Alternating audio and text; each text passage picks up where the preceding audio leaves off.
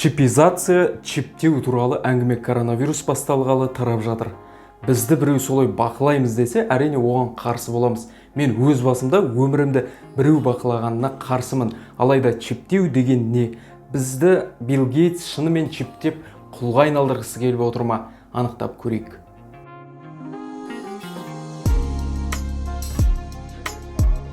Бұл негізі өзіме де таңғаларлық жаңалық болды. Сөйтсек, адамдарды чиптеу 20 жыл бұрын басталған екен. Эксперимент ретінде Ұлыбританиялық ғалым Кевин Уорриктің денесіне салынған. Сондағы мақсаты үйіндегі жарықты орнынан тұрмай-ақ жағып сөндіру екен.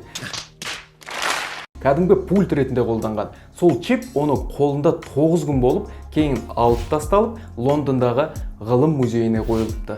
Микрочип бұл қандай да бір мәліметті радиосигналдар арқылы есептейтін, немесе жазып алатын AirFit деп аталатын технологиясын қалың емес шыныға салып, адам денесіне енгізу. AirFit атауы қиын болғанымен түсіну оп-оңай. Ол біздің күнделікті тұрмыста қолданып жүрген көптеген бұйымда бар. Мысалы, сіз осы видеоны смартфон арқылы қарап отырсаңыз, оны сатып аларыңызда сол телефоныңыздың қорабынан тауып, сатушы оны шешіп берген еді сізге. Оны сатушы шешпесе, дүкеннен шыға берсе, сол AirFit белгі беріп, тауарды рұқсатсыз шығарғаныңыз туралы дабыл қосылар еді. Бұдан шығатыны, кез келген тауарды қаскөйлер ұрлап кетпеу үшін ғалымдар сатушыларға осындай чип жасап берген екен. Біз қарсы шығып жүрген чип біздің өмірімізге көмектесіп жатыр. Я просто похлопаю. Естеріңізде ме? Пойызда көрпе төсектің арасынан жабыстырылған чипті тауып алып, бұлар бізді бақылап жүр дегендердің видеосы тараған еді. Міне, басын. Пойыздың жаңартыпты төсек-орын бәрі Қазақстанның фирмасы дейді міне. Ақжол сервис, консюм керемет жазылған.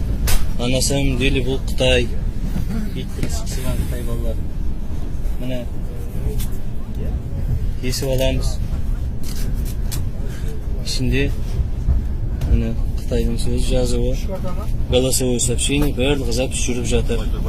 Ішін ашсаң, міне сим, антенна барлығы жасап тұр.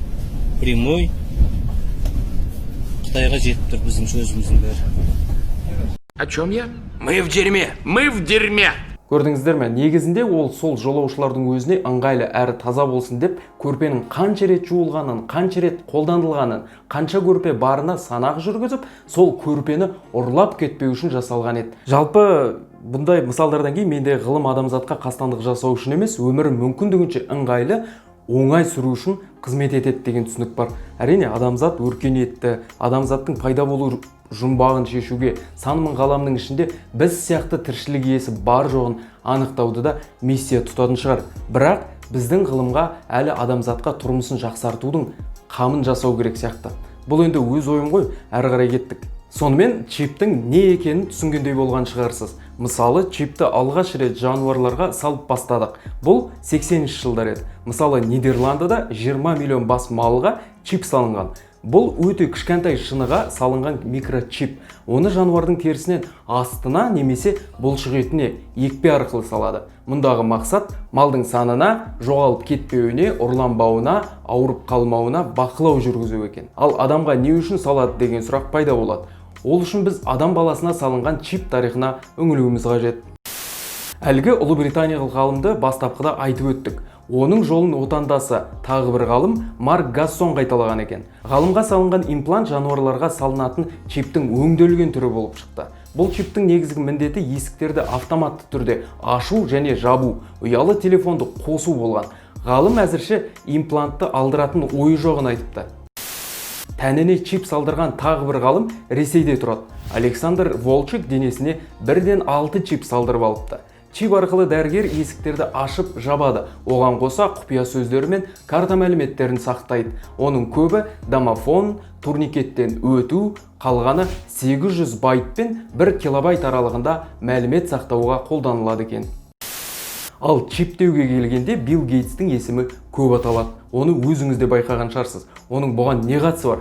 Сөйтсек, әңгіме Гейтстің осыдан 5 жыл бұрын TED конференциясында айтқан сөзінен шыққан екен. Ол сөзінде адамзаттың басты жауы ядролық соғыс емес, өлімге әкеп соғатын вирус екенін айтқан. Гейтстің конференциядағы сөйлеген сөзін 35,5 миллион адам тыңдаған. Міне, осы сөзіне бола Билл Гейтс адамдарды жаппай чиптемек деп талай айыптау айтыла бастаған. Сондағысы кей жұрт Гейтс COVID-19 пандемиясын қолдан жасады деп ойлап қалған. Осылайша қауесетке сенсек, ол вакцинаны сатып байып кеткісі келген. Замечательно, поразительно, гениально. Жақында Билл Гейтстің өзі де бұл туралы пікір білдірді. Айтуынша ол ешқашан микрочип әзірлеумен айналысқан емес. Бұл орынсыз әрі біртүрлі сұрақ.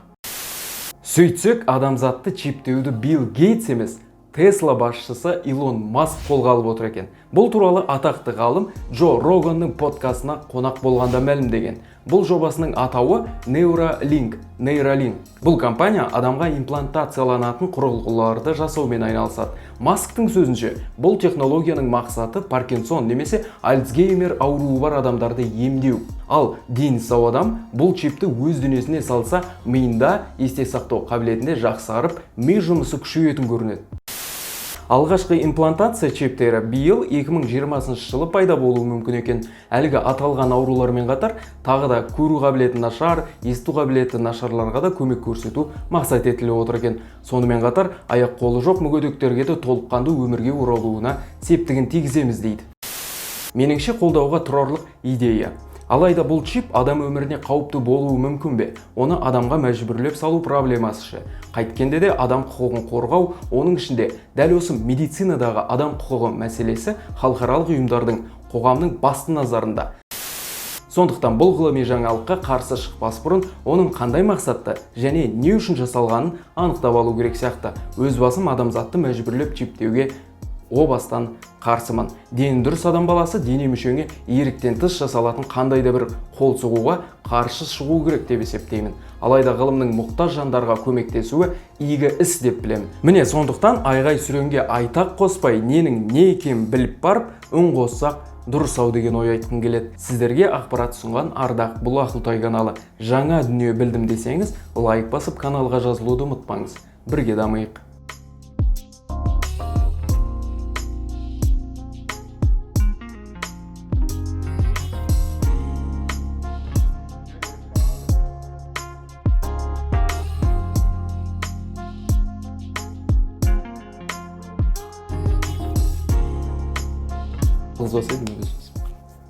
Құрсын денеме бірдеңе салу деген бір түрлі.